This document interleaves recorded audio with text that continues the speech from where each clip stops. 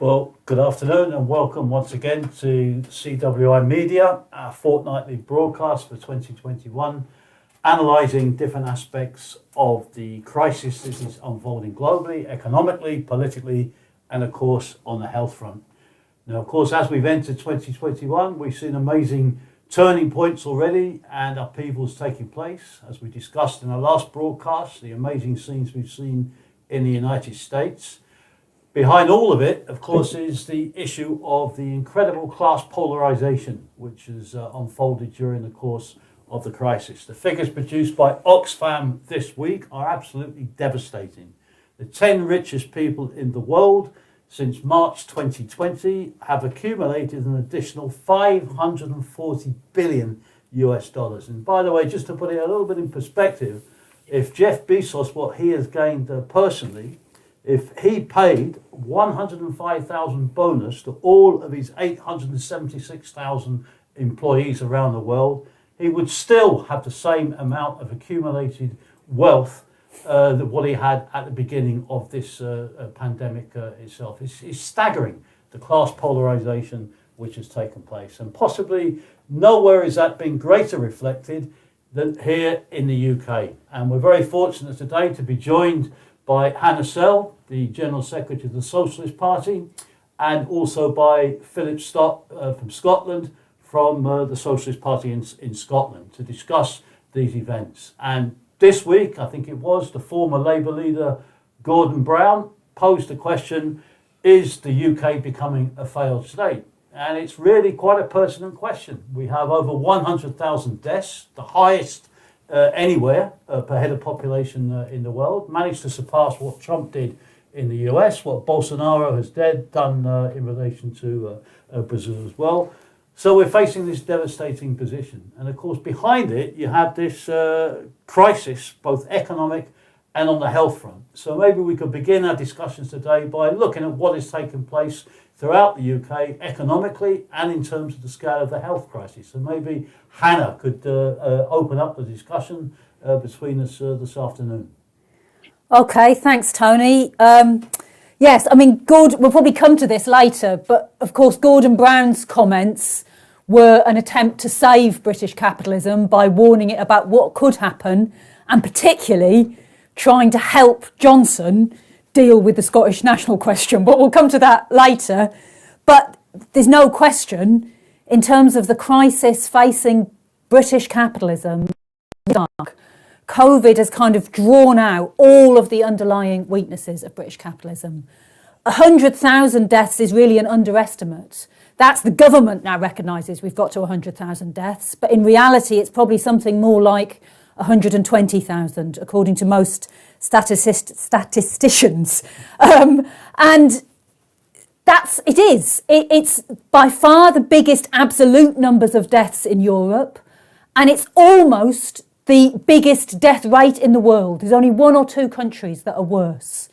And Johnson has all the way through said we've got to balance the economic and the health needs of the population. And what's he managed to do? He's managed to be worst in the world for both, because at the same time, the economic crisis is worse in Britain than other OECD countries, and it's predicted that Britain's going to be the slowest to recover. There's now more than 6 million people on benefits, around 2 million people who are destitute, who cannot afford to feed, clothe their families. I mean, just in my local area, I came home the other night and there was literally 100-metre queue from the corner of the street past my flat going past of people queuing up for the local food bank. And they were young people, people who would normally be working in low-paid jobs and are now literally destitute in what is a very rich country. So the class anger against what's taking place here is really enormous.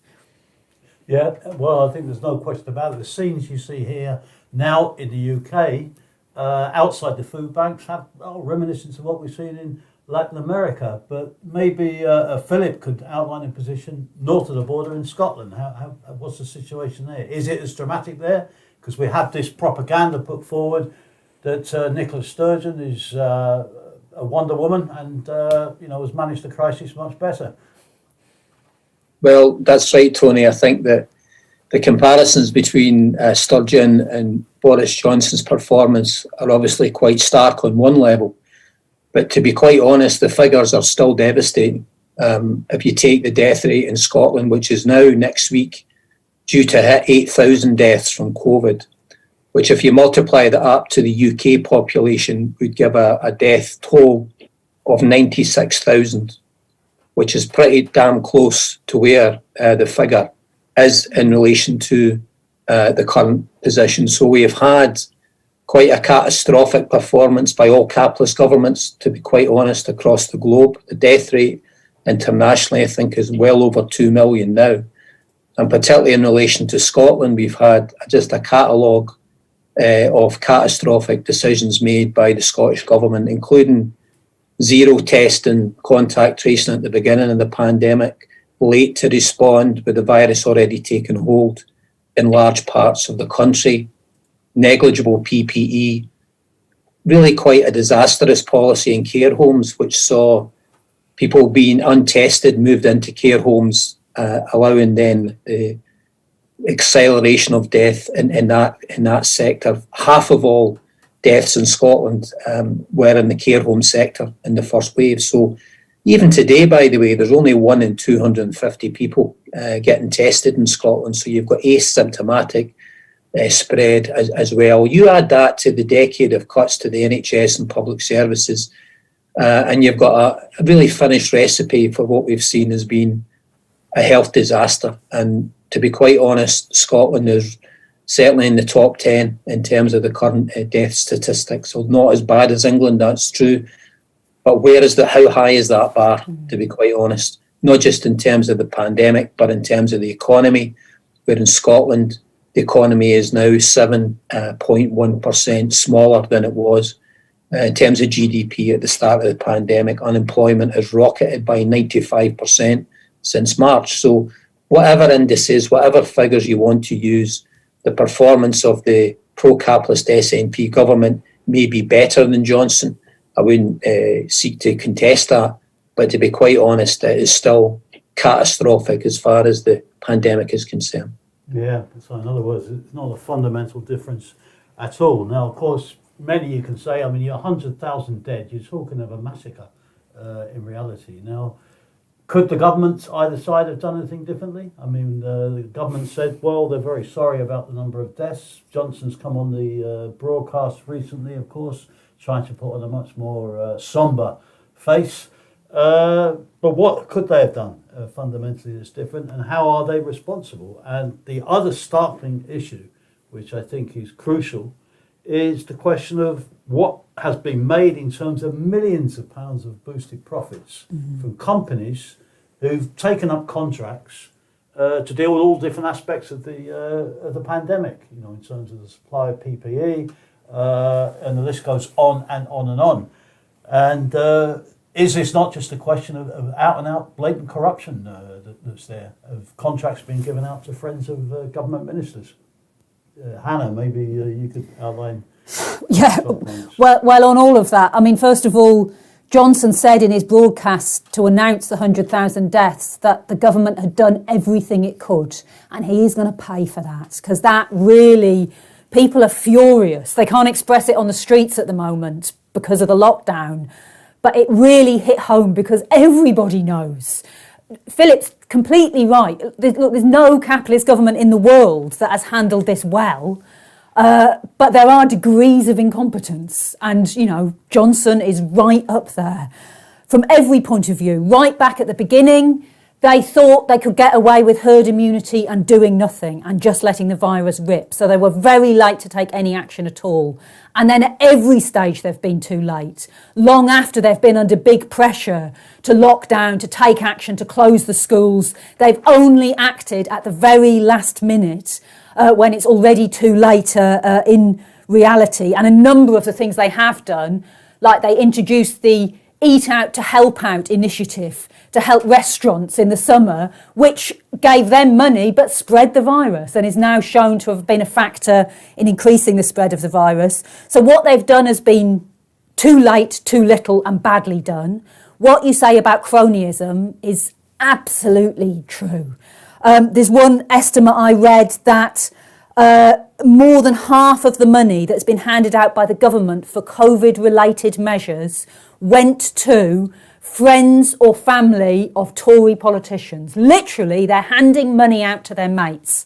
And that means, for example, billions has gone out for the track and trace system without any tendering to the private companies that are running it. And it's never worked. The track and trace system is totally and utterly useless. So that cronies, that people have realised that this government has spent a fortune. It's not that there hasn't been money spent, but it's not been spent by the public sector under democratic control. It's been handed to their mates, and it's been an absolute disaster, and people will learn the lessons of that. But I think the other factors are not related directly to this government's incompetence. It's the character of British capitalism over decades. It's what Phil said before about the state of the health service, the very low number of intensive care beds. And then they created more beds. They built the Nightingale hospitals, but they've still got no healthcare workers because there's an incredibly low number of healthcare workers. So they've just been white elephants that have sat empty, and the higher death rate because of the levels of poverty. If you look at in Britain, then deaths from respiratory diseases pre-COVID were 3 times the European average. And where were they highest? Glasgow, South Wales, Liverpool, the poorest parts of Britain. So, the poverty and inequality that already existed is also a huge factor in the death rate. You touched there, Hannah, I think, on an important issue in terms of the issue of public ownership of some of these companies, how the money that's been given out to the private companies. And a key question here is, of course, they're making a lot of propaganda that they've got the highest success rate of the vaccine being rolled out. Now, how is that panning out, and what effect is this going to have in terms of the vaccine itself? Philip, I don't know, you got any views maybe from Scotland on that? Yeah, I think what's dominated the news in the last 24 hours has been the opening up of the vaccine wars between the European Union and the UK. The fact that the big pharmaceutical companies have pocketed hundreds of millions, if not billions of pounds in public money, government money in effect, to produce vaccine, but they're not able to produce it quickly enough, or the capitalist governments are not able to distribute it properly and more effectively in order to ensure that the vaccine can get to those who need it. The position in the neo-colonial world is an absolute disaster. How many vaccines are going to end up or not end up being given to the poorest of the poor across the world is just a finished recipe, as I said earlier, in terms of a continued spread of the virus itself. Now, the Nicola Sturgeon government in Scotland's come under a lot of pressure in the last few days because we're actually behind where even England is in terms of vaccination levels.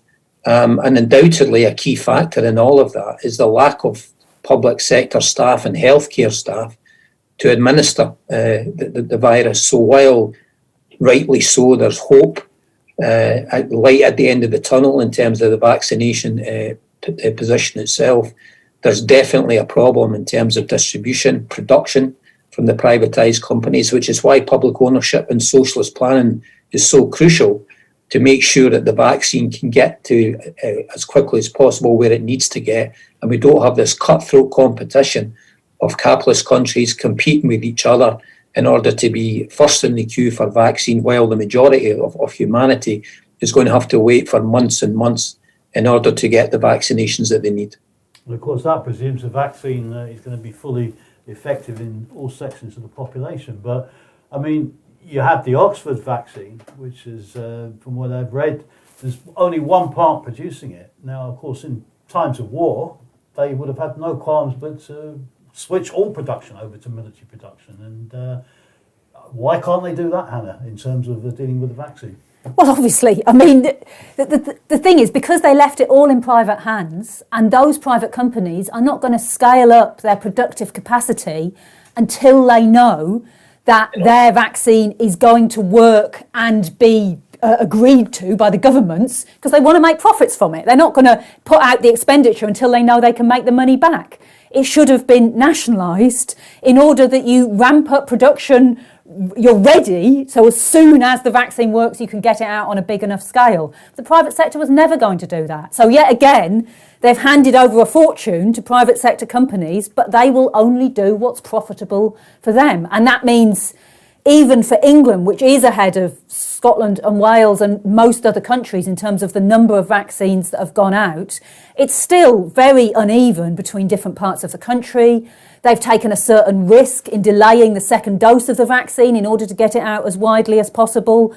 But they're taking those choices because of the limits of supply, because it's been left in private hands. And as Phillip said, then when it comes to the neo-colonial world, on this basis, they're not going to get anything, or not anywhere near enough to vaccinate the population. That's the key question there. I think you've hit on is the importance of posing the issue of nationalisation, particularly of the pharmaceutical companies, which of course are some of the most profitable sections of the capitalist economy. Now, at the same time, you've got Johnson presiding over this unmitigating disaster, but aren't we also seeing quite significant fractions and divisions beginning to open up within the Tory party?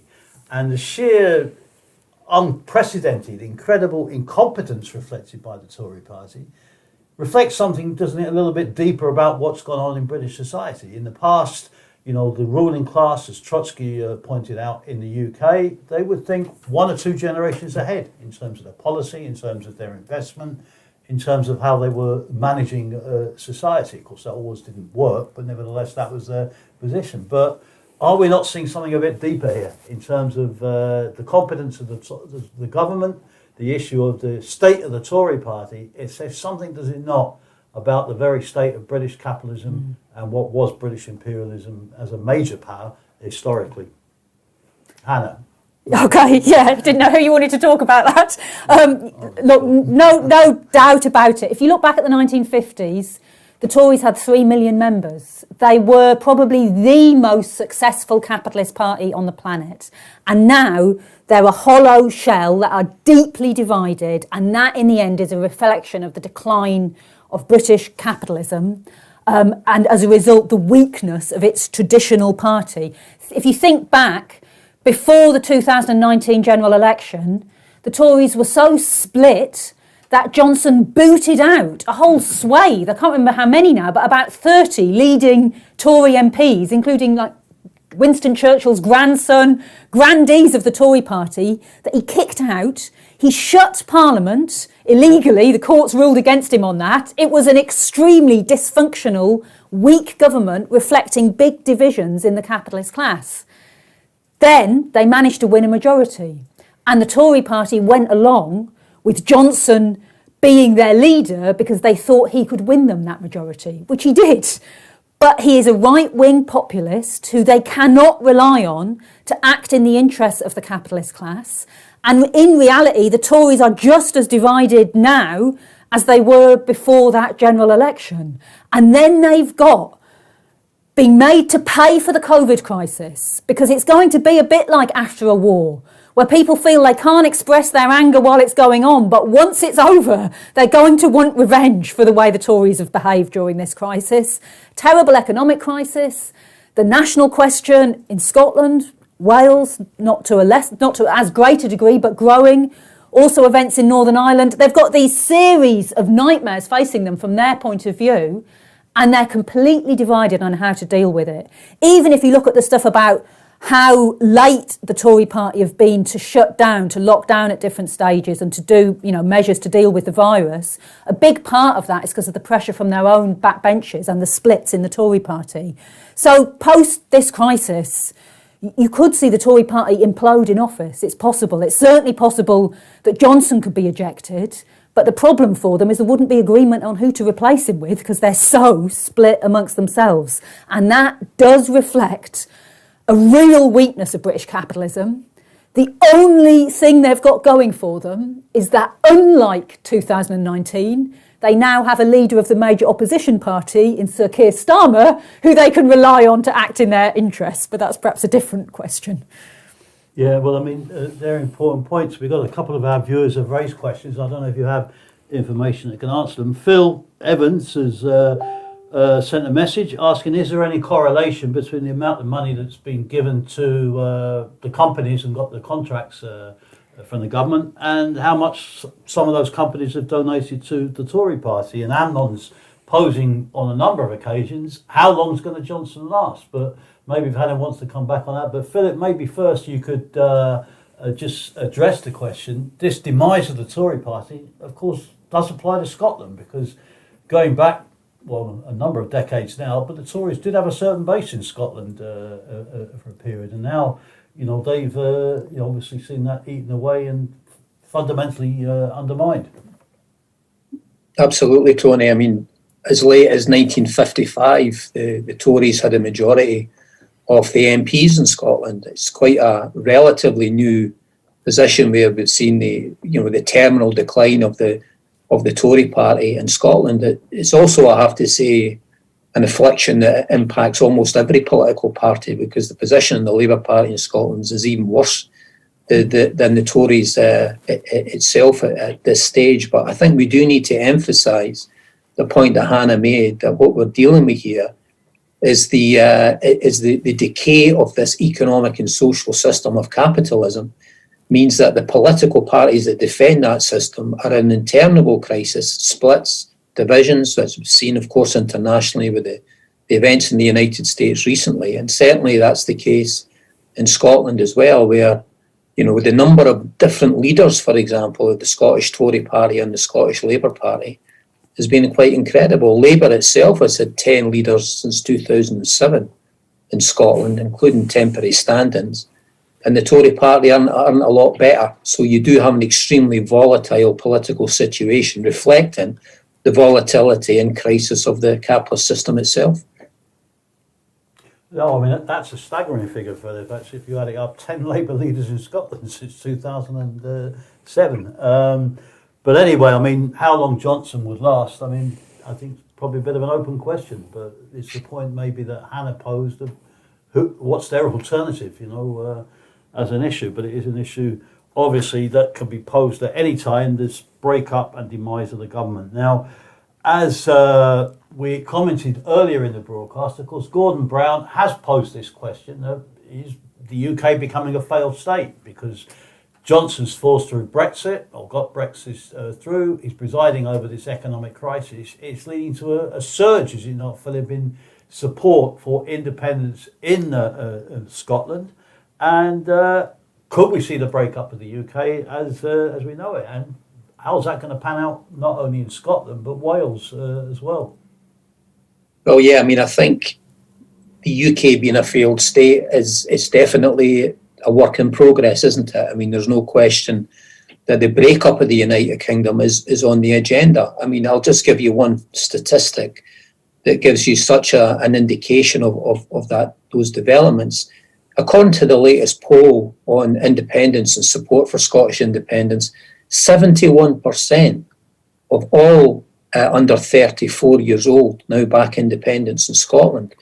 Now, that is a death knell for the UK state and for British capitalism. If you have that level of opposition really to the rule of the old way of ruling in terms of British capitalism, then you've got big problems. But the key driving force for support for Scottish independence, reflected in the 2014 referendum, is mass anger at the lives that working class people are forced to live by this system. Anger at austerity, at cuts, at the political establishment that have let them down time and time again. There's been a lot of talk recently that Brexit is a key factor driving support for independence in Scotland, but we need to remember in 2014, 45% of Scots voted for independence 2 years before Brexit. And currently, polls would indicate that support for independence in Scotland across the whole population is about 54 or 55%. But the pandemic has accelerated support for independence. It's a point that the CWI has made consistently, that COVID is the great accelerator of the economic and social and political crisis. And that applies to the national question as well. It's definitely applying in Scotland. And the recent polls that we've seen in Wales show support for independence up to around 23% there, And as Hannah touched on, in terms of Northern Ireland, then you also have increased demands around the border poll on the one hand, and also huge concerns over the Brexit deal and what that's going to mean in terms of effectively a border in the Irish Sea. So you have these centrifugal forces that are tearing the UK apart, and they are rooted in the social and economic crisis itself. And I mean, how's that going to impact, Hannah, in relation to the rest of the UK?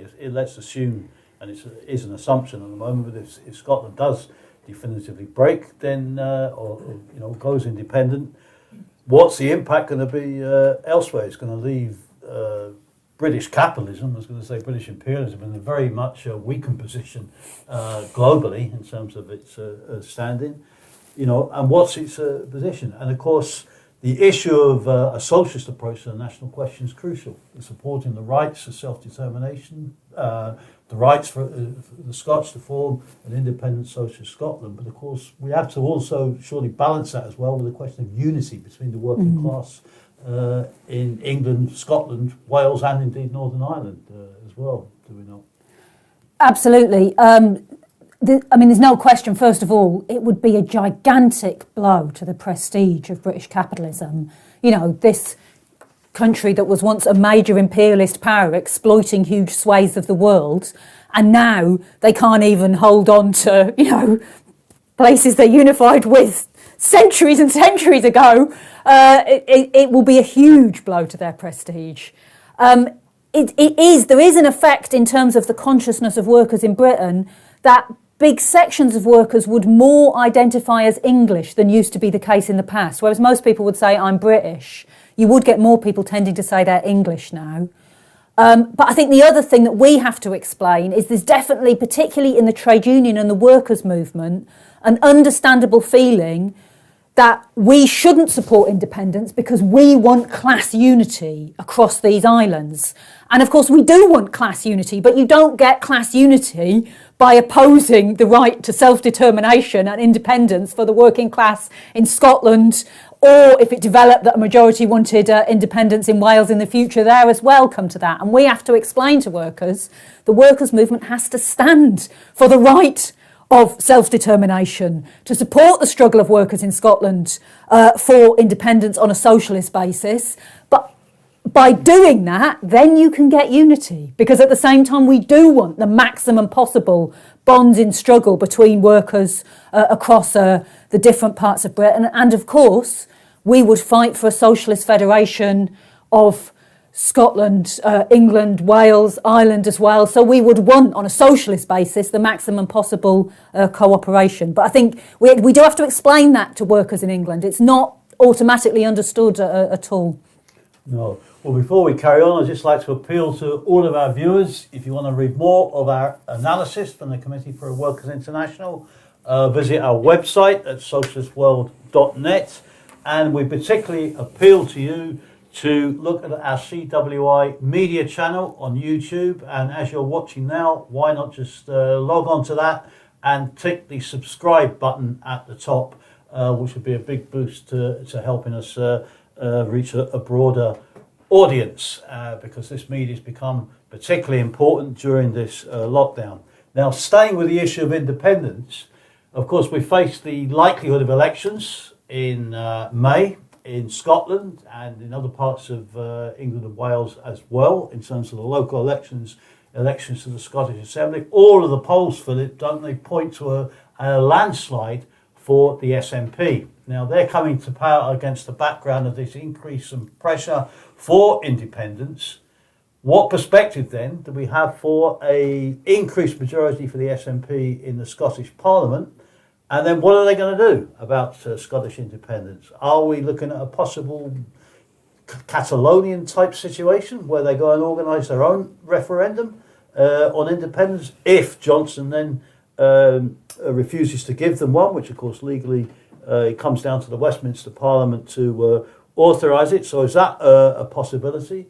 And is it also not the case that under pressure of this that we're seeing a certain tilt or shift in the emphasis of Johnson's administration towards giving the idea of greater autonomy to the Scottish Parliament and may presumably more powers to it? Now, will that have an effect of cutting across support for independence amongst the layer. So maybe Phillip could, have a few words on those prospects.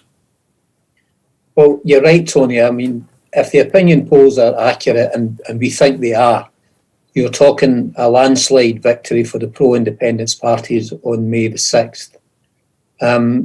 Currently, you're probably at the stage now where the SNP are on about 55% support across Scotland, probably meaning 70 MSPs will be elected. But you also have the Scottish Greens on top of that, who are likely to get a number of seats as well. So we are in the ballpark now of an overall majority in favour of parties who back the demand for a second independence referendum. So we are talking about a constitutional crisis on May the 7th, the day after the vote. Because Boris Johnson has made clear, hasn't he, that there'll be no second referendum for Scotland. Or to be fair to Johnson, he actually says you can wait 40 years and then you can get one. And therefore that has gone down like a lead balloon. In fact, Johnson's in Scotland today touring, trying to promote the union, emphasising the success of the vaccine as an all-Britain achievement, developed at Oxford, etc., etc., the British Army's role in helping to get the vaccine out and so on and so forth. But you've got really a collision developing. You mentioned Catalonia. And I think that there is big elements of a Catalonia situation developing in the sense that you're going to have a collision between a working class and a youth movement of a mass character confronting not just Boris Johnson. We have to emphasise this is the position of British capitalism at stake here. It's not just Johnson, ironically, at least on this issue, if not Brexit in the past, at least on this issue, does speak for probably the majority of the capitalist class in trying to face down demands for a second IndyRef. And that's because, there is a majority for independence. And if there is a vote, it's very likely to go in favour. So that will be refused. And what does the SNP leadership do? They have two options. They either defy the Tories and go ahead with a referendum linked to a mass mobilisation of workers and young people in mass demonstrations, occupations, strike action by trade unions, etc., or they step back from the brink, and they're under enormous pressure. And they've announced in the last few days a new roadmap, a new plan for a second IndyRef, and effectively what it means is they will go to the courts or allow Johnson to take them to court to try and stop a referendum. But if the courts rule against them, the UK Supreme Court almost certainly will, then they will back down. And that can lead to an enormous mood of anger on the streets and in communities who will take the position, we think, that they want to continue the struggle and that the fight for independence is linked to the struggle for jobs, of education, of public services, of an end to austerity, of an escape route from this rotten system. So we do have an element of Catalonia and we do have a major confrontation developing, and it's up really to the mass organisations of the working class, the trade unions, to put themselves at the head of that struggle, linked to the need for a new mass workers' party that probably we'll touch on in a minute, in order to provide a socialist solution out of this.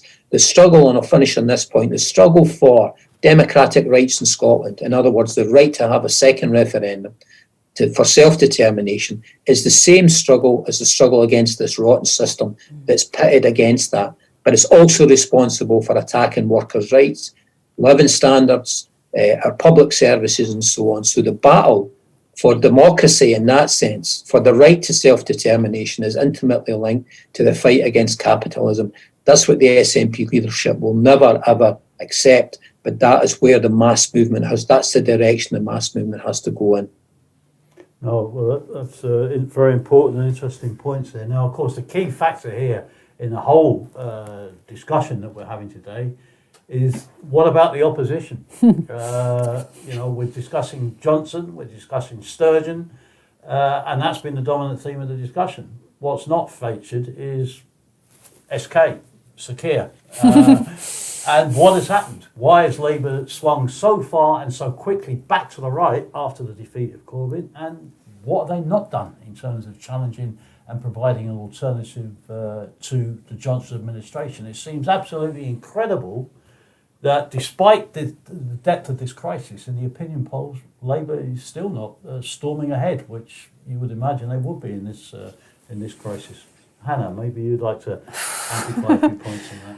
I mean, first of all, as we warned, unfortunately, when there was a left leader of the Labour Party in Jeremy Corbyn, him and the people around him didn't take the necessary measures to transform the Labour Party into a workers' party, and it remained what we described as two parties in one, with a big pro-capitalist wing who continued to dominate the Parliamentary Labour Party, the structures, the council chambers. But what that meant is when Starmer won the leadership, he was able to walk into a party that was formed in his image and wanted to go in the same direction as he was very clearly going in. And so you've got a situation just over a year later, Corbyn's not even allowed to sit as a Labour MP. Swathes of people have left the Labour Party or been suspended or expelled from the Labour Party because they've supported Jeremy Corbyn and been punished for being punished for doing so. So you now have a return to really a new version of the Blairite New Labour. We've got Starmerite New Labour now. And that is even reflected on this issue about the national question, because Gordon Brown's intervention is trying to advise the Tory party about how to be more tactically clever than Johnson's crass statements in defeating the demands for independence in Scotland. What he's proposing wouldn't work, but that's not the point. He's acting in the interests of the capitalist class.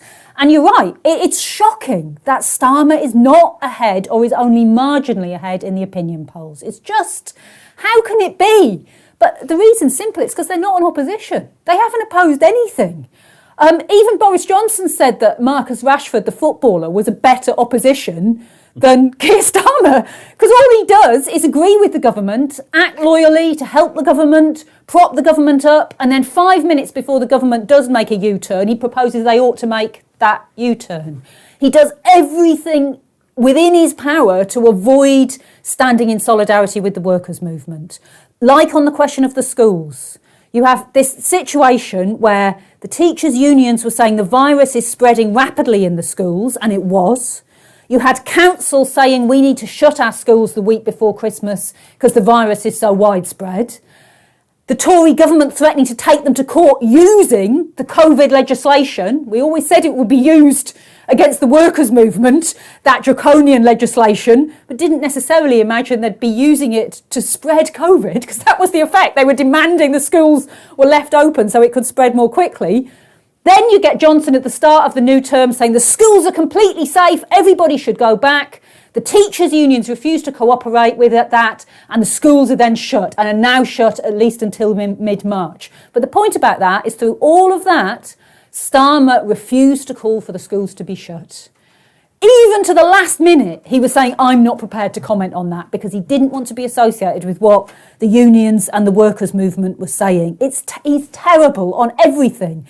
You look at all the different issues, the police spy cops bill, which is allowing the secret services to infiltrate on trade union organisations and to break the law while doing so, and he whips Labour MPs to vote for it. Every measure he acts in the interest of the capitalist class. He's so desperate to show, if this Tory government collapses, and it could, I'm there to be a sensible leadership that will act in the interests of big business. And this in a situation where working class people are facing the worst crisis since the 1930s, and the need for political representation could not be clearer, and we're not going to get it from Starmer's Labour Party.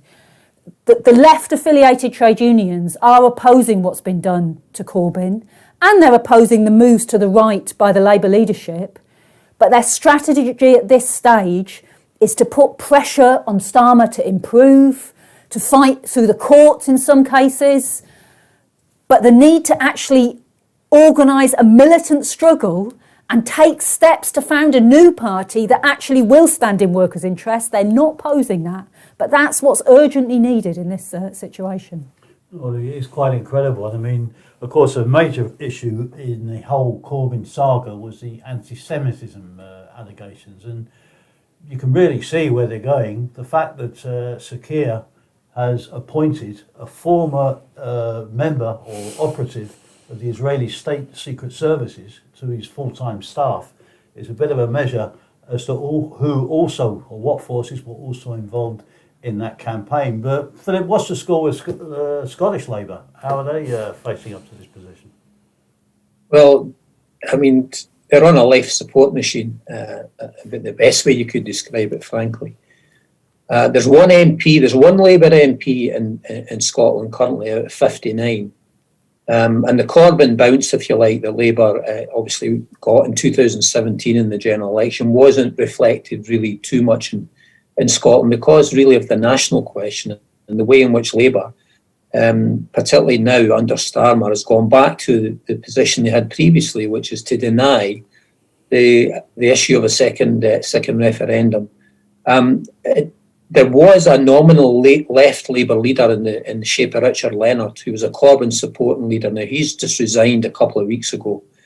But effectively what you have now is the millionaire tendency are back in charge. In fact, literally, the lead candidate for the Scottish Labour leadership is a millionaire, Anas Sarwar, and he seems most likely to win the leadership contest at the end of February. And it will leave the Labour Party in Scotland in really a position where they have completely severed their base among the working class and young people under the age of 60. That's the truth of the matter.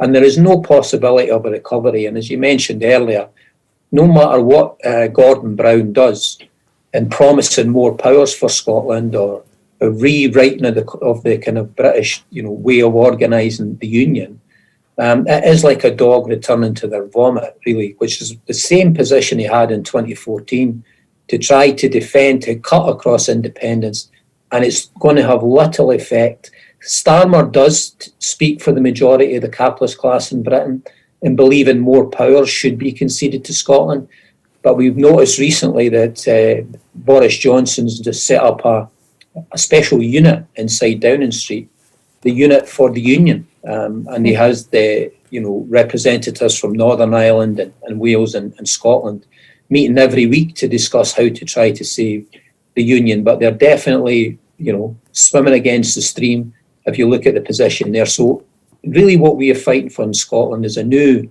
mass workers' party, that the trade unions, which have almost 600,000 members in Scotland, very, very powerful force, should really urgently now take on board the need to organise a conference to launch a new workers' party in order to fight, yes, on the national question, yes, for self-determination, but link that to the fight for an independent socialist Scotland and make sure, as Hannah mentioned earlier, that we have this question of the unity of the working class across Britain defended in the context of an independent socialist Scotland and a voluntary federation, socialist federation between Scotland, England, Wales and Ireland. That's absolutely crucial because make no mistake about it, the ruling class in Britain will use nationalism to divide the working class, including English nationalism and religious sectarianism in terms of the north of Ireland, and that can have an impact in Scotland as well because of the historic issues around sectarianism in Scotland also. So the need for a new mass workers' party is absolutely critical. Oh, well, that's posed an important question. I mean, Hannah touched on the issue how some of the left trade unions and trade union leaders are opposing what Starmer's doing or resisting how far he's taken the party to the right. But they're also, are they not playing with the idea or raising the idea, really, in essence, to try to reclaim the Labour Party in some form or another? And how viable is that in this situation, given what's happened? In our view, it's not going to work. Look, they failed, unfortunately, to transform the Labour Party into a workers' party when Corbyn was the leader. The idea they're going to succeed now, with Starmer in the leadership, it's not.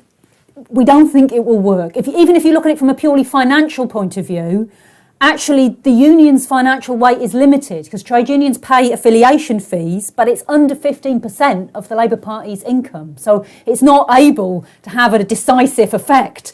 And of course, the Labour leadership are going to get as much money from big business as they can. I believe they even use that as a reason to demand that Leonard resigned in Scotland, the Corbyn supporter, previous Labour leader, because they needed more donations from millionaires and that was one of their conditions. But they'll get that money from big business in order to be even less reliant on money from the trade unions. And at the same time, at least in England, there was a layer who were very enthused by Corbyn and became active in the Labour Party as a result. But they have gone. Where they haven't been kicked out, they've flooded out in demoralisation. So the idea that there's a force there that could fight to transform the Labour Party, we don't think that's viable. You've got to fight not within those limits. So like Phillip raised for Scotland, we would also put forward the idea of the trade unions immediately calling a conference, yes, involving the affiliated trade unions and socialists who are still in the Labour Party, but also involving the unaffiliated trade unions and socialist organisations and individuals outside the Labour Party to discuss how to fight for working class political representation. We would argue at that, build a new party. Begin what was done a century ago when Labour was founded as a party of the trade unions to represent the working class. Start again. But even if they weren't prepared to do that, if they were, for example, as an interim measure, prepared to say that they would allow their local branches to back anti-cuts candidates in the elections taking place this May, rather than only backing Labour, we've raised Jeremy Corbyn, for example, could stand for the London mayor. Previously, Ken Livingstone won that position outside of the Labour Party. Corbyn could win if he was to stand.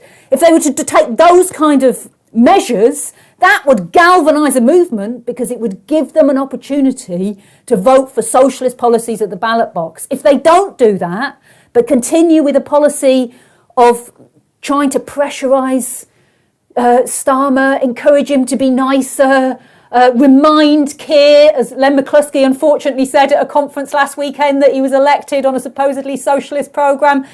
That is absolutely not going to work. And what will happen is it will mean in the elections that take place this May, workers will have a choice between different brands of pro-austerity, pro-cuts, pro-capitalist politicians.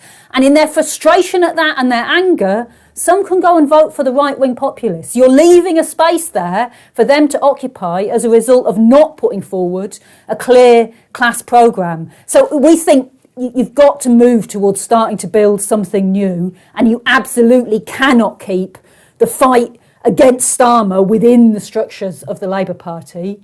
If the left union leaders don't take action, it doesn't mean that we'll just passively sit by, because we're part of the Trade Unionist and Socialist Coalition, together with the RMT, the Transport Workers Union, and we will be offering a banner as that coalition. That's what Tusk is, for any worker who wants to stand against cuts in the local elections or in mayoral elections in England and Wales. And I know that Scottish Tusk will be doing the same in Scotland. No, those are obviously very important points. And it's very concrete, Hannah, what you outlined in terms of the steps that are necessary to build a new, or at least lay the basis for building a new party. And of course, with Starmer going so far to the right, if there's a bigger crisis opened up for Johnson, who knows? Maybe you could get a complete realignment taking place within the British political establishment, and the capitalist class could be compelled to even try and rest on Sir Keir for a period of time. But you touched on there in the conclusions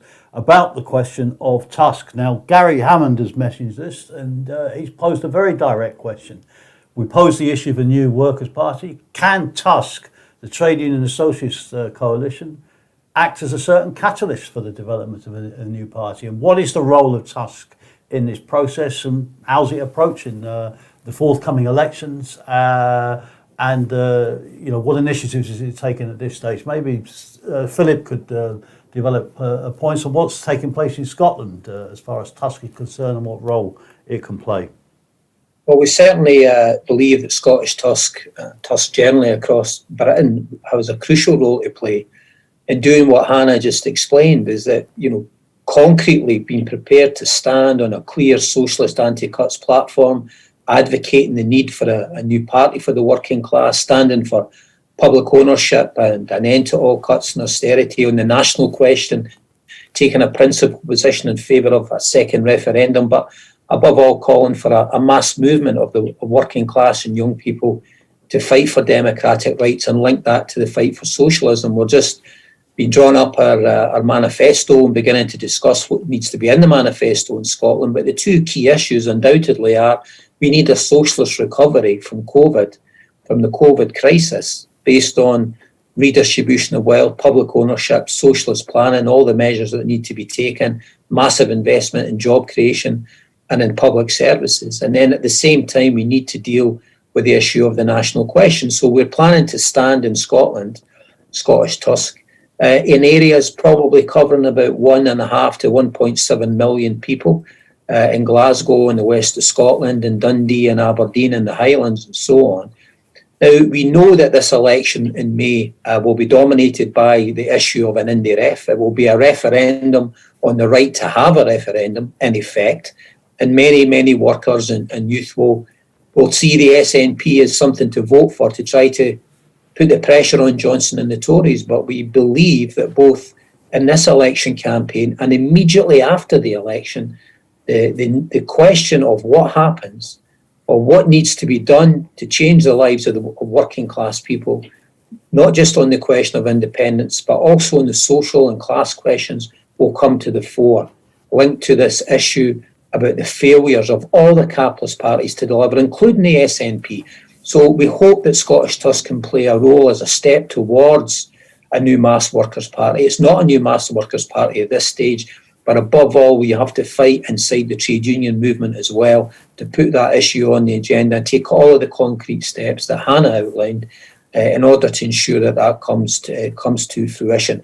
But the worst thing that we could do right now, today, is to back off, because there is a mood in favour of the SNP or a mood in favour of vote for the SNP because of the issue of a second Indie Ref. We stand for a mass campaign to deliver that second independence referendum, but we need to have socialist policies available as widely as we possibly can in Scotland in these elections. That's absolutely clear. No, definitely. And what about England and Wales, Hannah? How's Tusk approaching it? And I mean, some on the left may pose the question, well, you don't get great votes. Is it really worthwhile, engaging in this electoral battle? But nevertheless, we are. If the elections go ahead, how, what's Tusk's role in England and Wales, Hannah? I mean, obviously, Tusk is not at this stage a mass force. As Phillip said, we're not a mass workers' party. It's a small beginning. Even so, in our last kind of major attempts at standing, we stood quite broadly. From memory, we stood in more than 100 seats in the 2015 general election. We obviously didn't contest the 2017 and 2019 general elections because we fought for Corbyn to win and for him to adopt socialist policies. But we stood quite broadly. And by the way, by the standards of a formation that's just starting out, we've had some quite good votes, beaten the Tories, beaten the Liberal Democrats on a number of occasions. But it's just been a beginning, really. And potentially this May, maybe a month or two later if the elections get delayed, we could have more Tusk candidates and better votes than we've ever had before, because the need is even greater. You look at the cuts that are going to be taking place in the local authorities, the complete lack of opposition, and then a generation of young people who do in broad terms think they're socialists, they're anti-cuts, were inspired by Jeremy Corbyn and have got no means to express that. Potentially Tusk could have quite a big impact. We've already seen at this stage it's a coalition of the Socialist Party, the RMT, which as a trade union of around 80,000 members is a substantial partner in Tusk, but also Chris Williamson, the ex-Labour MP, and his group Resist, and a number of other trade unionists. We're already getting a good response from people who've not previously been involved. A whole host of ex-Labour Party members, including councillors, but also trade unionists from Unite, the Bakers Union, the Postal Workers Union, who are coming forward and saying, we want to stand for Tusk. So this could be quite a significant step forward in this year's elections. And it's popularising the idea that it's possible to stand on an anti-cuts platform, that workers can have a voice in the elections, and that we need a mass workers' party. Is it the most likely that Tusk will become the mass workers' party in Britain, in Scotland, England, or anywhere. Probably not. History doesn't normally move in that kind of straight line, but it can act as an important catalyst for it. And that's by inspiring people and showing them what's possible, but also, by the way, exerting pressure, including on some of the left trade union leaders and Corbynistas who were too frightened at this stage to step outside the Labour Party. But they start seeing Tusk having some success, can start to think we've got no choice and we need to do this. So it acts as a lever to push history forward, and potentially it can do that on quite a big scale. Okay, well, that's interesting points there for the perspectives of how Tusk can develop. Of course, we have to see if the elections even go ahead in May, because there are obviously governments talking about the possibility of postponing them. But nevertheless, it poses the issue of what support are we getting for socialist policies? How are people approaching? And are they open to look at the question of socialism? And what's the prospects for winning broader support for socialism in the UK as this crisis unfolds and deepens in the coming months and years? Philip, maybe to start, and then Hannah to conclude. Well, it's quite clear. It goes really back to the start of our discussion today. Is that what COVID has done? Is it's really opened up everything that's rotten about the system. The fact that the billionaire elite have amassed so much extra wealth during this pandemic, the fact that working class people, the poor generally across the world, have suffered immeasurably as a result of the policies of these governments that defend the rich and defend capitalism. The fact that so many people are desperate for a political alternative to something that's prepared to stand up and fight back against all of the inequality of this rotten system as well means that our prospects going forward are going to be extremely positive. The work that we do in Scotland, for example, of raising the issue in the trade unions, where we have a small but a very important base among organised workers. The work that we're doing among young people, both in the workplaces and in the colleges and universities, the opportunities that are there to advance a programme during the election campaign in May and afterwards for this recovery for the working class. We don't need a recovery for big business and the billionaires. They've been raking it in.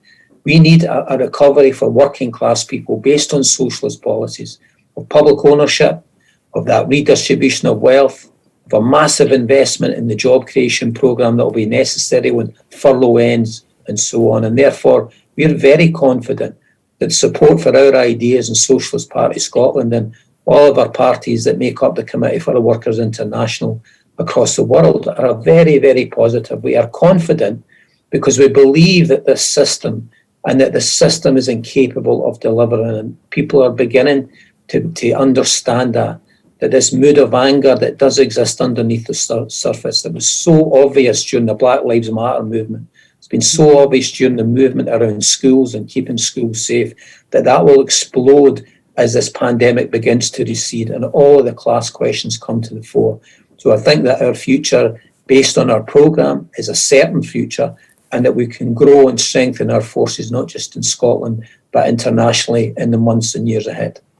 Good. Well, maybe Hannah, to conclude, what are the prospects in England and Wales, for that matter, for building support for socialist policies and a socialist alternative in the coming months and years? Well, huge. Just to pull out a couple of the points that Philip made. The first thing is, I think we're going to see enormous struggles. In Scotland, as Philip outlined, they're likely to be centred on the question of independence. And by the way, that can have an inspiring effect, particularly for young people in England. But in England, they can be on a whole host of different issues. Unemployment, the tuition fees, the situation in the universities, job losses, housing, the evictions that are going to take place. You could see a series of social explosions. The Black Lives Matter movement, which was a magnificent movement, but its scale and explosiveness at the end of the last lockdown was really a reflection of all the accumulated anger during the lockdown. And we have to be prepared for, as socialists, we could see something like that on a much bigger scale and possibly with a number of different movements taking place at the end of the current period of lockdown. Now, that doesn't automatically go in a left direction, and there can be opportunities for right populist and far right ideas to grow out of those movements as well. And it's our job to make sure that it's socialist ideas that grow. But I do think that will be the dominant trend, and that's from a number of points of view. One is this period of COVID has raised class consciousness, that it is this elite that are to blame, that have huge amounts of wealth, but also that the working class has power. People have seen that, both in the sense that they're the people who've kept society running, the essential workers, but also actually there have been some quite important victories for workers, even during the lockdown with a low level of strikes. The teachers we've already talked about, 400,000 education workers attended a meeting of the National Education Union to plan that action that took place at the start of this term. Royal Mail workers have won concessions as a result of their industrial might, even though that wasn't put to the test in action, but they've forced management back. Rolls-Royce workers in Lancashire stopped their factory closing. There have been a few victories for the working class, actually, even during this lockdown period. The students, they're all stuck at home, and yet they're managing to force rebates on their rent. And then the next question is they want a rebate on their fees as well as a full rebate on their rent. So there'll be a certain confidence that if we can fight, we can win. If Johnson's known for one thing, it's doing U-turns. He can be forced back. But the other side of it is that socialist ideas are inherent in this situation. The Financial Times had an editorial earlier in the year saying they were worried that COVID measures would bring socialism on its coattails. And they're right, aren't they? When it's so clear, when the amounts that Johnson and his government have spent bailing out the economy are far greater than was put in Corbyn's programme, which, while it was actually quite modest, they described as communist and outrage, but they've spent more money than that. But they've handed it over to their mates in the private sector. And it's so obvious that nationalisation, democratic workers' control of industry would enable you to plan how to deal with a pandemic in an effective way instead of spending all this money on making a few people very rich. It means socialist ideas are going to be there just under the surface, and there will be the potential to build mass support for them. But we, of course, in the CWI, in England and Wales, in Scotland, but also internationally, have an important role to play in that. Well, thanks, Hannah. Thanks, Philip. I think we've had a very lively discussion and tried to address some of the issues of what is unfolding here in the UK. I'd like to thank our viewers for joining us today. Don't just watch us though, get active, support us financially, go to our website on socialistworld.net, read our political analysis, join us, particularly if you're watching from outside the UK. You can find out where to contact us in relevant countries by looking on our slot on around the world. Donate to us and join us in the struggle. CWI Media will be back in 2 weeks, and once again we'd appeal to all of our viewers to go onto the CWI YouTube channel, click the subscribe button, and don't just click the button, join us and be active and fight for a social alternative. So once again, thanks very much.